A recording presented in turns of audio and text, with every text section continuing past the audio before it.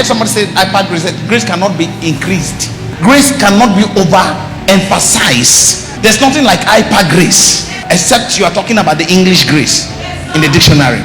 Grace, you cannot exalt him. You can.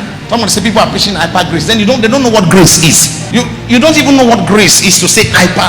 It's insulting. That insults the person of grace. Hyper. Do you even know? Even according to the Bible, they call it hyper. The grace that Paul preached is the highest. That is how they even call it. And somebody said they are preaching hyper grace. Can you exalt God? Is there any throne you can create bigger than the throne? No. For you to say hyper grace, it means you are bigger than grace. Then you now brought grace from the level that it was and gave him extra level. Hyper. What do you mean hyper grace? We have not. We never even near waiting. God wants you to say hyper grace. Who can preach hyper grace? You can't preach hyper grace. English language. Say I believe in grace, but this hyper grace, there's nothing like hyper grace.